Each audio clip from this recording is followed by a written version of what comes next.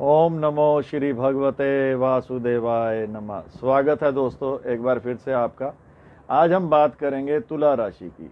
दोस्तों, तुला राशि के स्वामी हैं शुक्र महाराज।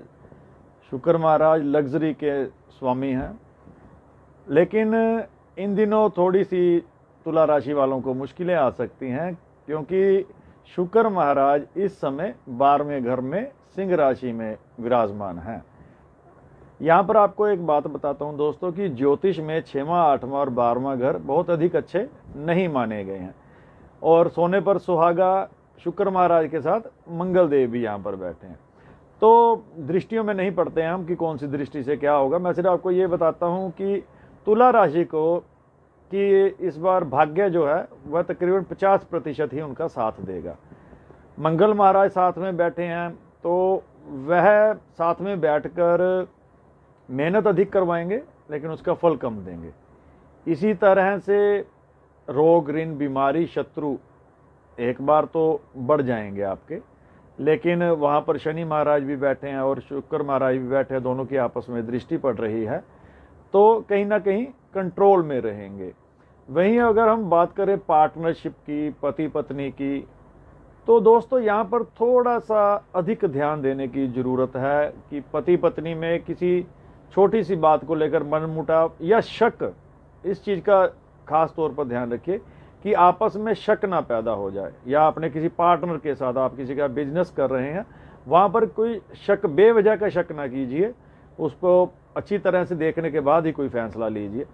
तो कुल मिलाकर अगर हम बात करें, तुला राशि 50% भाग्य के साथ जुलाई का महीने में सरवाइव करेगी। 8 जुलाई से 31 जुलाई तक ऐसा उनके साथ रहेगा, क्योंकि उसके बाद शुक्र महाराज अपना घर बदल देंगे।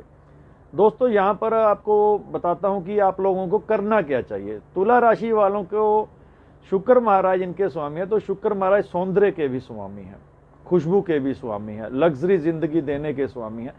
तो तुला राशि वालों को खुशबू लगानी चाहिए, सेंट लगाना चाहिए, अच्छे कपड़े पहनने चाहिए।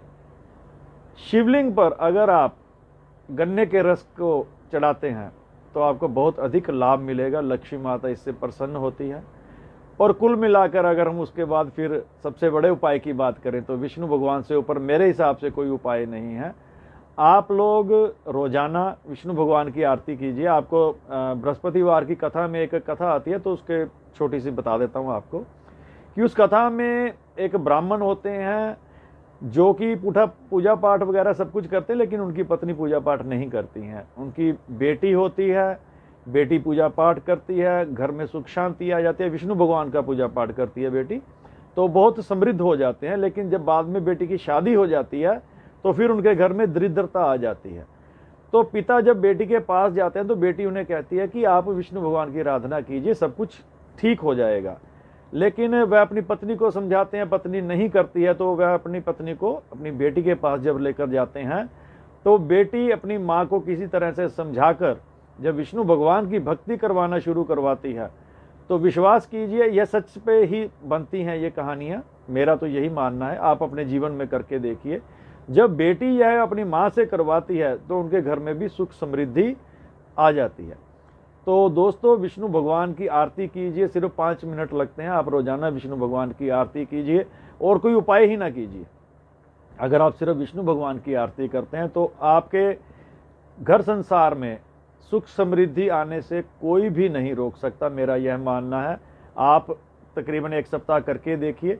और एक चीज़ मैं आपको और बता दूं दोस्तों कि यह जो प्रिडिक्शन हम करते हैं, यह सारी चंद्र राशि पर डिपेंड करती है।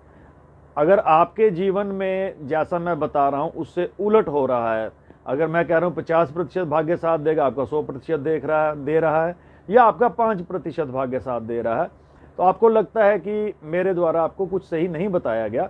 तो अगर आप अपनी एक्चुअल प्रिडिक्शन चाहते हैं दोस्तों, तो आप वीडियो में हमारा व्हाट्सअप नंबर आएगा, मेरी टीम आपसे कोऑर्डिनेशन कर लेगी। आप उस व्हाट्सअप नंबर पर अपना बायोडाटा भेजिए और फ्री ऑफ कॉस्ट हम आपको इसके बारे में, आपके जीवन की कुंडली के बारे में बता देंगे और आपको उपाय भी जरूर बताएंगे। तो एक बार फिर से विष्णु भगवान की आराधना कीजिए। ओम नमो श्री भगवते वासुदेवाय नमः। राधे राधे।